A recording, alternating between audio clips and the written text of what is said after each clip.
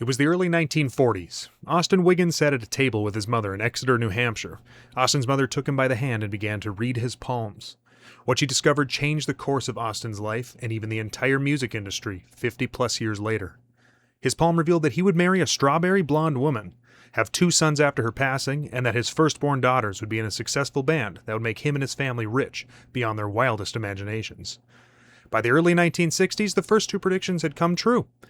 As for the third, this is the story of the Shaggs.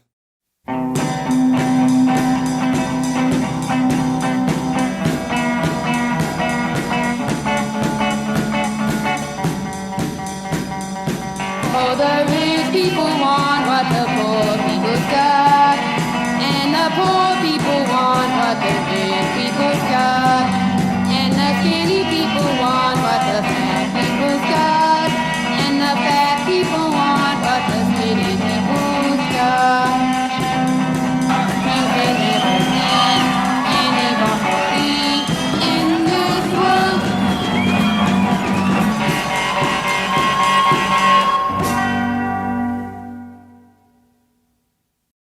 Bad music is a pretty common thing to hear nowadays. Badly performed music is another. We live in the age of cover bands, people trying to form small-scale bands to perform at bars and small music venues. I was in one in high school. We even went as far as to write, record, and produce an actual album of original songs, but well, that's a story for another time. In most cases, cover bands can be quite good, but as is the case with everything to ever exist, some people are unaware of how bad they actually sound. But they perform with the utmost amount of confidence and volume anyway. But at least these sorry excuses for music groups don't go out of their way to make music. They are just performing music that's already been written poorly. As with the case of a somewhat unknown group called the Shaggs, they were creators of both bad music and badly performed music. The 60s were home to arguably some of the greatest music groups to ever exist. The Beatles, the Stones, Led Zeppelin, the list goes on. Out of this mass influx of great music came the Shaggs, an all-female rock and roll group out of Fremont, New Hampshire. Their story began shortly after their father recalled the fortune reading his mother gave him. Austin Wiggin was the father of Dorothy, or Dot, Helen, Betty, and Rachel Wiggin, the founding members of the Shaggs.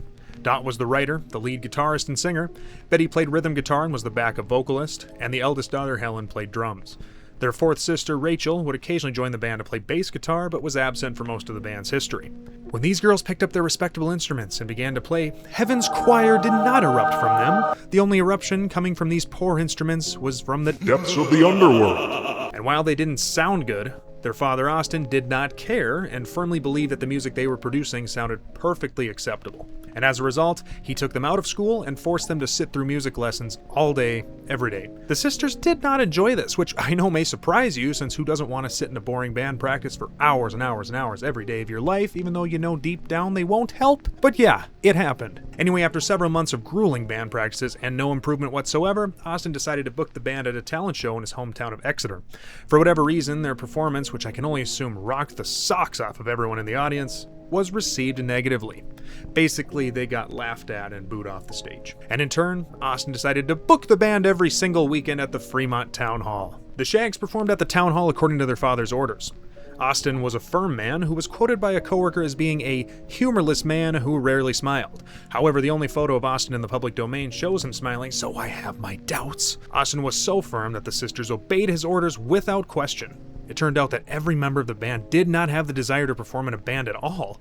And usually this indicates that every member of the band has no musical talent whatsoever, and therefore should not perform in public. So the Shaggs continued to perform in public, and over time word spread around the small town of Fremont that these girls were not good at playing music. As a result, hundreds of adolescents would attend their shows and ridicule and throw things at them while they played. The sisters obviously did not enjoy these performances and found them to be embarrassing. Again, considering none of the band members even wanted to be in a band, this indicated that their musical skills were subpar at best, and therefore under no circumstances should the band perform in public or record and release their own music. So the Shaggs eventually recorded and released their own music under their father's strict orders. In March of 1969, Austin rented out Fleetwood Studios in Revere, Massachusetts, a small recording studio mainly used to record local groups and school marching bands. The Shaggs themselves and the studio staff both agreed that the band was not ready to record that day, but Austin was not having it. He was quoted as snapping at the technician and saying, "I want to get them while they're hot." So the recording session came and went in a single day, and the Shaggs recorded their first album. Fleetwood Studios employee Bobby Hearn was quoted as saying as soon as the studio staff shut the doors and listened back to what had been recorded, they, quote, rolled on the floor laughing. ROFL indeed, my friend. They also mentioned that all the band members, quote, smelled like cows. But the diligent employees at the studio tirelessly worked and remixed the Shaggs' first album, even going as far as to hire session musicians to re-record parts, only to find that Helen's progressive time signatures on the drums were too progressive. Sit down, Neil Peart. Helen Wiggin is the superior prog drummer. After the painful process of mixing the album was finished, Austin paid another studio employee, Charlie Dreyer, to press 1,000 copies of the album, and thus, Philosophy of the World was born. Of those 1,000 copies, only 100 saw the light of day because Charlie Dreyer ran off with the remaining 900 and lost them. Probably burned them. Well, as it actually turned out, Mr. Dreyer did not run off with the records. Rather, Austin himself refrained from selling the remaining 900 copies because he didn't want people to copy the Shaggs' musical style and kept the records at Fleetwood Studios. Music executive Harry Palmer claimed that Dreyer kept the records at the studio and would give them out to anyone who wanted one. And why would he do such a thing? Well, the album Philosophy of the World sounds like music from another world. It's an album full of untuned guitars, offbeat drums, an absence of bass guitar, singing that sounds like two drunk gypsies singing karaoke at a dive bar, and lyrics that make almost as much sense as a roadside beggar who only accepts debit cards. In short, it's bad. But why? Let's begin. The title track, Philosophy of the World, is a more progressive song lyrically, but this isn't a Rush song, far from it. The words Dot sings really should not have been written in the first place. Oh, the boys with cars want motorcycles, and the boys with motorcycles want cars. I highly doubt that rich people want what poor people's got, or that skinny people want what fat people's got. Musically, it's the most solid of the tracks I've heard. Helen attempts to keep beat, but she's no Ringo Starr, so she is in fact not her own metronome. In this world, Dot and Betty play their untuned guitars, trying to catch up with the drums. Again, this one is more solid, but it's still way off. But the album does not end there. The song Philosophy of the World is only the icing on this cake. But it's one of those cakes that's maybe sat on the counter too long, so it's kind of dry and the frosting got really runny, so the integrity of the cake has been kind of compromised. You get the picture. The second track, That Little Sports Car, is an attempt to sound like that popular 60s song Leader of the Pack. there was a sports car on the road. I thought I knew the fella that drove. That little sports car was slippery as an oyster. It features a guitar riff that sounds way too dark to be in such a happy song.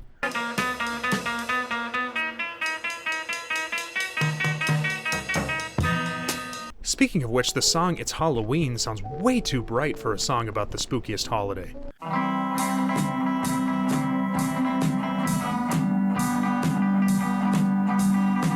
It's Halloween. It's Halloween. But the culmination of the album's terribleness comes from the form of the track My Pal Foot Foot. Regarded as the worst song ever written, recorded, or thought of, it is the Shaggs' most popular song. 9 times out of 10, it's the first song people have heard from this group. I am one of those lucky people. It features an intro drum solo.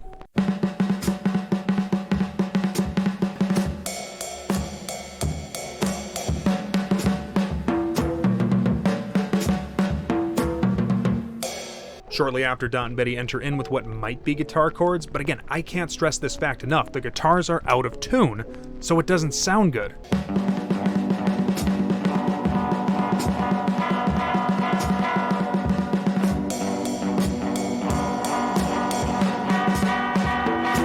While they play guitar, Helen is constantly ticking away on the rim of her snare drum, attempting to make a beat throughout the song. My pal's name is Foot Foot, he always likes to glum. Now we come to the lyrics. The song is a ballad about Betty's pet cat, Foot Foot, that ran away from home when they were young.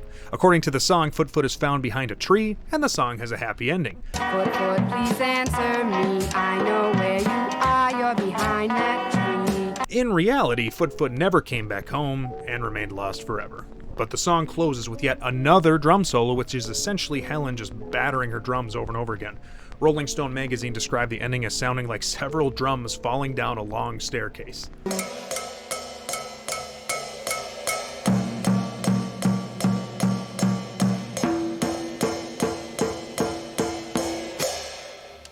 And that was Philosophy of the World. Reception of the album was non-existent, as the copies of the record Austin sent to local radio stations were left untouched and unplayed. According to the back cover of the album, written exclusively by Austin, it stated that the Shaggs loved making music and were excited to debut their talents to the world.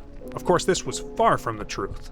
After the anticlimactic release of Philosophy of the World, the Shaggs returned to performing at the Fremont Town Hall, where they would continue to perform until 1973. During this time, Harry Palmer of Fleetwood Studios listened to Philosophy of the World and was intrigued into finding the group an audience. As such, he attended a Fremont show and was uncomfortably shocked, to say the least. He noticed that the audience the Shaggs had amassed were dancing awkwardly to the distraught music the band performed. He was quoted as likening them to zombies. He approached Austin stating his concerns that the Shaggs were something of an inside joke within the town of Fremont. Essentially, people only went to see them ironically. Austin shrugged this concern off, and as a result, Palmer decided to drop the entire subject, stating that he didn't want to promote the group as a, quote, freak show act. In 1973, the Fremont town officials halted all performances of the Shaggs at the town hall, which was good news for the sisters as they had grown tired of Austin's controlling ways. To top it off, Austin himself got into legal trouble for chasing Helen's husband with a loaded shotgun because they had secretly married. Totally random and unexpected turn of events. But it happened. And apparently, he got out of it or served his sentence because the story doesn't end there. Despite this, the band still stayed together. In 1975, Austin shipped the Shaggs on a worldwide tour. No, I'm just kidding. He just took them back to Fleetwood Studios to record a second album. This session went much smoother as the sisters had become slightly more musically talented. And through all this, the studio engineers still dismissed the band's skills and even harbored sympathy towards them. For while they were able to keep a solid tempo and sing better, their instruments were still out of tune, and this went unbeknownst to the band members. And after the session, the recordings were stashed away and would not see the light of day. That rhymed. Shortly after, Austin died of a heart attack at the age of 47, and the band finally disjointed, selling their instruments and getting jobs to support their respective families. But the story does not end there. In the 1980s, the Shaggs received some unexpected resurfacing in the form of Frank Zappa, who was quoted as saying the Shaggs were better than the Beatles, even today. A sort of explosion came amongst avant-garde enthusiasts who clamored to hear more from the band. Radio stations began playing their dusty records of Philosophy of the World, and at last, the Shaggs became popular. But not in the way Austin intended. In 1980, the Wiggins sisters were convinced to re-release Philosophy of the World, and the band finally had an official release. But it didn't stop there. In 1982, the recordings from Fleetwood Studios from 1975 were uncovered and released in the form of a brand new album titled Shaggs' Own Thing. This album is a little different musically than Philosophy of the World. What I mean is, it's actually kind of listenable. Shaggs' Own Thing is a compilation of both newly recorded songs from 1975 as well as a few tracks from previous years, such as the track Gimme Dat Ding, which is a cover of a Pipkins song and was recorded live at the Fremont Town Hall. This recording is rough, and it's hard to hear the band over the audience chattering away throughout the song, but nonetheless sounds pretty on.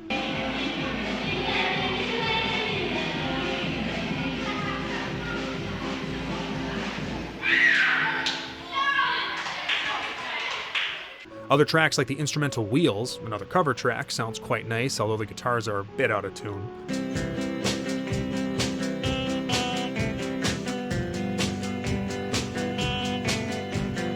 That's honestly my only complaint with this one, and it's definitely a far cry from the discombobulated rhythms of Philosophy of the World. And speaking of that album, there's a re-recording of My Pal Foot Foot on here, and it's honestly okay. My pal's name is Foot. He always likes to roll. I mean, the song itself isn't very good, but at least it doesn't sound terrible here.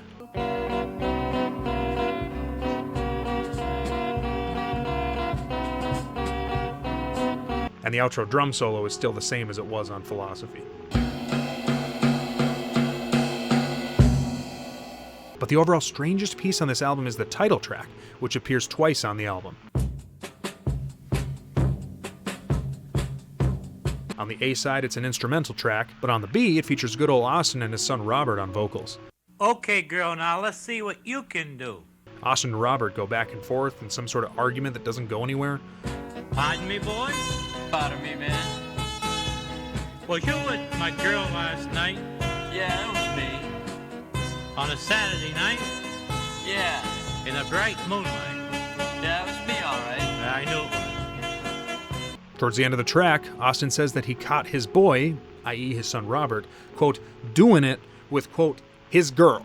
Sneaking out with my girl, thinking she was your girl, and doing it. Yeah, doing it. Now on paper that's just a classic 70s rock lyric, but if we take into account the fact that Austin is Robert's father, things get interesting. That's all I'm gonna say about that. Shaggs' own thing was well received, which came as a surprise considering musically it falls at a middle school level of skill, but nonetheless it did so well that in 1988, it and Philosophy of the World were compiled into a double LP simply titled The Shaggs.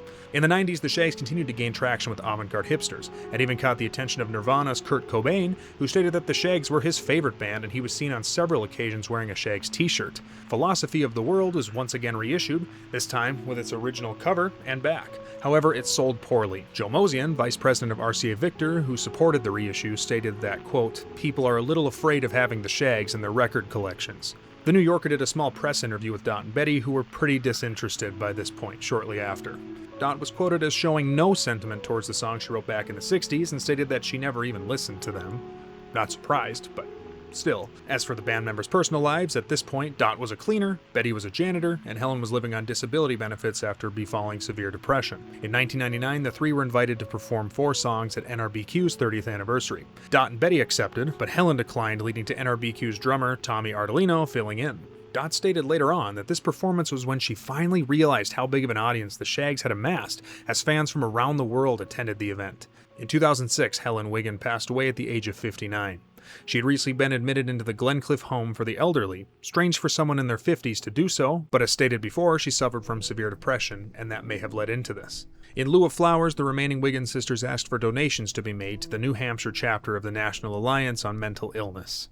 A sort of silence entombed the band during this time until 2012 when Dot and Betty were invited to attend a live Shaggs tribute show with musician Jesse Krakow in Brooklyn. The two accepted, and the show was a considerable success. It was noticeable, though, that the musicians who performed the old Shaggs hits were playing their instruments exactly as they were recorded. Drummer Laura Cromwell supposedly studied Helen's beats up and down and was able to perform them in their excruciatingly offbeat entirety. In an interview after the show, Dot said that she still wrote songs and had kept a few Shaggs tracks that were never recorded stashed away. Jesse Krakow proposed that Dot record those songs, to which she agreed, and the Dot Wiggin Band was formed. This group released an album titled Ready, Get, Go in 2013 and performed live on a few occasions. In 2017, the Shaggs reunited and performed live at the Solid Sound Music Festival in Massachusetts. Dot and Betty performed live with Jesse Krakow again and a few other musicians and performed Shaggs classics exactly how they were recorded, which in a way disappointed Dot, as she was hoping the mistakes from the albums would be corrected. Dot and Betty did not play instruments and relied on cues from the other band members on where to begin singing. In the aftermath of the show, Betty was claimed to have only performed for the money, and also said she had no interest in performing again. And as of now, nothing has happened to the band since, and I can only assume this is where the Shaggs story ends. The Shaggs have left a lasting impact on the music industry, fueling the outsider and avant-garde music trend of the 90s, and even borderline inventing the genre of twee pop, which, if you don't know what it is, it's essentially feminist indie pop music, which you can interpret that in any way you want to. The Shaggs have had an off-Broadway musical/book written about them by Joy Gregory. Its plot follows the early days of the Shaggs' career leading up to the initial release of Philosophy of the World. Playwriter Joy Gregory stated that she didn't want to interview the Wiggin sisters before writing the musical, as she wanted to fill in some of the blanks herself rather than exploiting them even further. Rumors have also been spreading since 2018 that a movie is being made based off the Shaggs' interesting career. The only information on it still, as of now, is that Elsie Fisher was supposedly cast in it in some form or another.